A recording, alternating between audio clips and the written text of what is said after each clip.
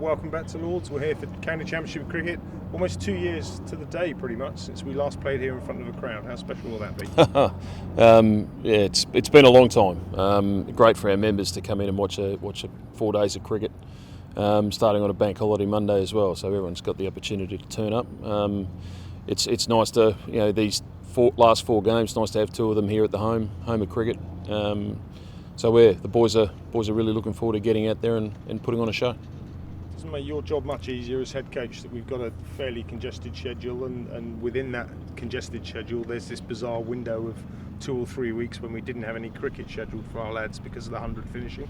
We obviously managed to get a couple of games in last week, Sussex 2s and the MCCL side. Must have been good for the lads to get out there and get some red ball practice ahead of the next week. Yeah, definitely. They were very keen to get out and play some red ball cricket leading to these 4 games. We've made it, pretty clear to everybody that these last 4 games are, the 4 most important games of our season. We've got to treat every game like that. So to get out there last week, we had a good performance in the 2s against Sussex out at Radlett, and the MCL team was just a great hit out for our guys to get back into some red ball cricket as well. So. But everyone's, we've trained really well the last 2 days. Everyone's ready and raring to go. Well, one of those that's raring and ready to go is Toby Jones. He's had a huge wait on the sidelines through injury. It must be so good to see him back out there, and hopefully he'll feature this coming week. Yeah, massively pleased for Toby. He's had some horrible times the last couple of years. Spent a lot of time in rehab, and that can be draining on a lot of areas of your game and your life.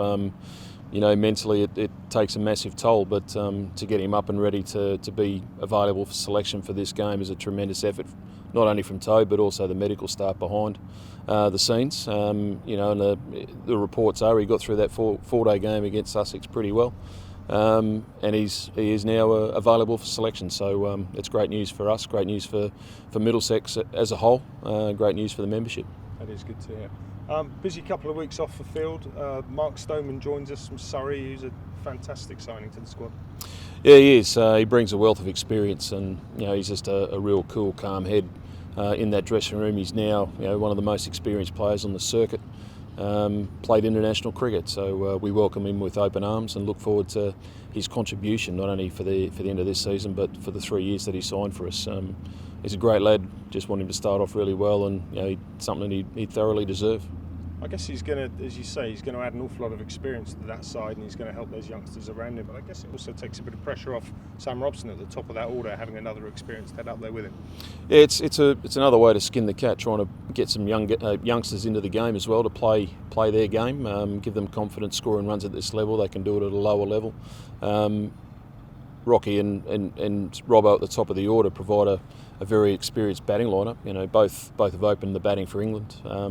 Both have been around a number of years, so looking forward to them building a nice relationship at the top of the order, and it enables us to mix and match the batters from then on. With Pete coming back next year batting at 4, provides us with a bit of stability at the top.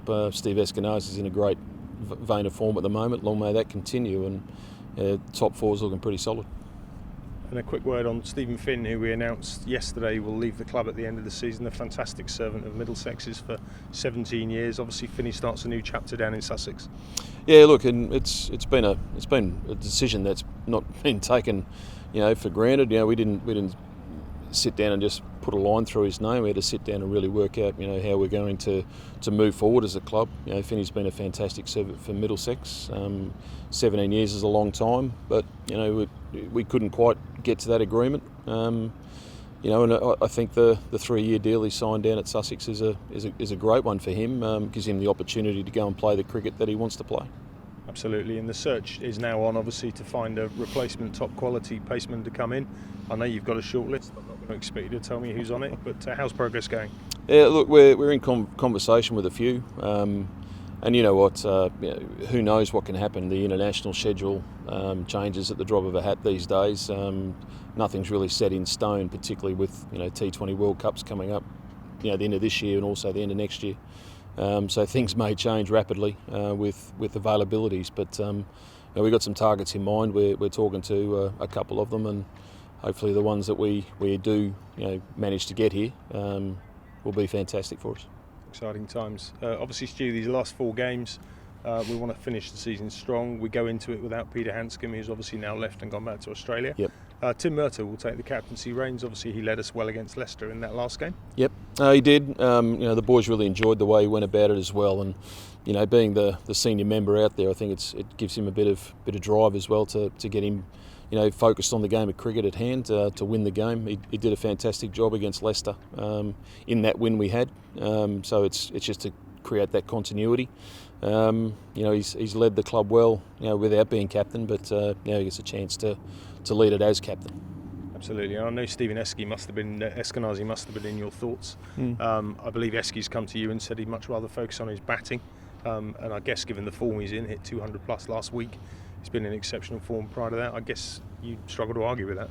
Yeah, no, true. Steve and I did have a conversation back in April, May about him and the captaincy, and he just said, look, he'd rather just focus on his batting at this stage and concentrate on that. And while he is in a rich vein of form, I don't want to jeopardise that form either. But in years to come, who knows? He may be the one we turn back to, but only when he's comfortable and ready to do it again. Absolutely. And a final word, Stu, on these 4 games. What do they mean to you as head coach? I mean, we're in Division 3. You could argue there's not an enormous amount to play for, but I guess you're seeing this very differently. You want to finish strong. Yeah, no. There's plenty to play for. We've got plenty of pride to play for. People you represent, your family, your mates, the club, the membership, people in the back room, staff, the office. We've got so much to play for. It's not funny. So we won't be taking any one of these games lightly. There's no sense that to turn up and just think we'll just go through the motions. That's not how I want to play our cricket. We haven't been very good this year. We need to finish strong. Stu, that's good to hear. Good luck over the next 4 days, mate. Cheers, mate.